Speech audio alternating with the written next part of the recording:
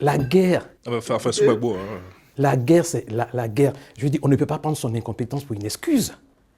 Quand on est président de la République, quand on va jurer sur la Constitution, Mais il a gouverné avec vous. C'est quand pour ça on, que vous le mot d'union nationale. laisse-moi terminer. Allez-y. Quand on va jurer sur la Constitution, qu'est-ce qu'on dit? Qu'est-ce qu'on dit? On va préserver l'intégrité nationale du territoire et on va assurer la sécurité de chaque concitoyen. C'est pour ça que le président de la République est chef des armées. Et donc, s'il faillit, il ne dit pas que c'est les autres, c'est... Non, vous êtes chef des armées. Ça veut dire que la politique de défense du pays vous incombe. Et donc, pour ça, vous êtes responsable. Si un corps étranger vient violer votre territoire, vous êtes responsable. Il est facile de dire une incompétence qu'on utilise comme excuse. Des gens sont venus d'ailleurs, ils ont été soutenus par... J'ai du mal à comprendre. C'est lui le responsable de ce qui s'est passé en 2002, c'est ça? Qui? Gbagbo, le président Gbagbo. Mais il est responsable, c'est son incompétence. C'est son incompétence. La rébellion, c'est de sa faute? C'est son incompétence.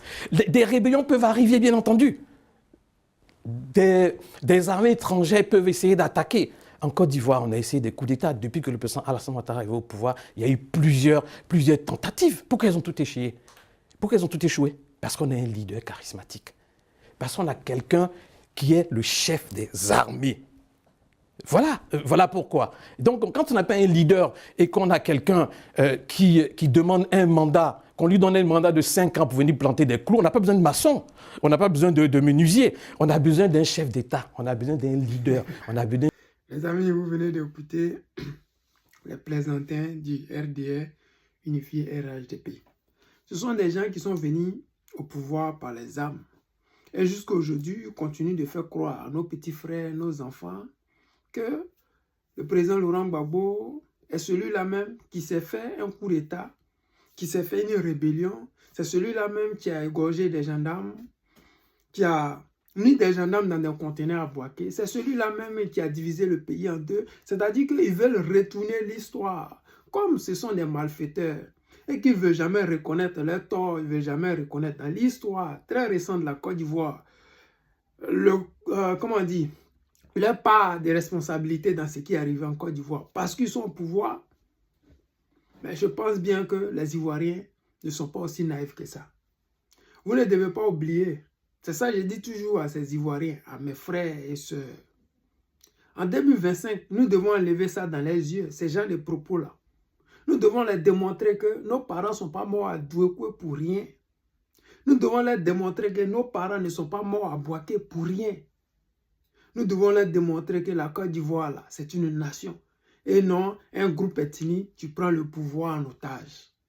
Vous, Ivoiriens et Ivoiriennes, vous avez l'habitude de penser que le président Laurent Gbagbo est celui-là qui a fait du tort aux Ivoiriens parce qu'il n'a pas décidé d'exterminer toutes ces personnes-là, comme les Soro-Guillaume, les Ouattao, les Ibé, comment on appelle tous ces Ivoiriens-là. Mais vous savez, quand tu es Ivoirien de souche, il y a certaines choses que tu ne peux pas faire. Le président Laurent Gbagbo, il s'est dit et il continue de se dire, les Ivoiriens d'abord. Lui, sa priorité là, c'est la Côte d'Ivoire. Et ça ne plaît pas à la France. Quand les gens nous disent que, oui, le président Laurent Gbagbo devait empêcher d'être attaqué par l'extérieur, c'est facile de le dire. Quand la France soutient une puissance quelconque, quand la France soutient les terreaux contre le Mali, le Niger et le Burkina, quand la France décide de déstabiliser ton pays, peu importe ce que tu vas faire, ton pays sera déstabilisé. Quand vous voyez dans le désert du Mali, là, vous voyez quoi là-bas? Vous voyez des résidences? Vous voyez quoi là-bas? Mais les djihadistes, là, ils font quoi là-bas? Ils n'ont rien, ils ne gagnent rien, ils ne font rien. C'est-à-dire que c'est simplement financé par les Français pour déstabiliser le Mali. Point barre. Il n'y a rien derrière ça. La Côte d'Ivoire a subi ça. Nous, Ivoiriens, nous avons subi ça. Quand je les vois parler sur le plateau télé, moi, la seule chose que je peux dire à vous, Ivoiriens, donnons-leur rendez-vous en 2025. Et après 2025, ils vont lire ils vont savoir ce qui s'est réellement passé en Côte d'Ivoire. En 2020, pas en 2002. Parce qu'en 2002, ils ont été admissibles, toutes ces personnes que vous voyez là, ils ont été admissibles par le président Laurent Gbagbo. Mais en 2010, là, Ouattara n'a pas admissible les gens parce qu'il a admissible ses amis. Mais il a refusé d'admettre les autres. Nous allons réouvrir ce dossier-là. Nous allons restituer chacun qui a fait quoi, qui n'a pas fait quoi. Comme le président Laurent Gbagbo nous l'a dit. Qui a gagné ces élections de 2010? Parce que quand les gens continuent de mentir aux Ivoiriens, il y a problème. Dire aux Africains que le président Laurent Gbagbo est responsable des coups d'État qui ont eu lieu en Côte d'Ivoire, des multiples coups d'État, c'est faux. Parce qu'aujourd'hui, nous voyons Soro Guillaume. Soro Guillaume avait dit aux Ivoiriens, je cite, parce que lui, on le contrôlait avec une histoire de boubou. C'est pour cela qu'eux, ils ont pris les armes.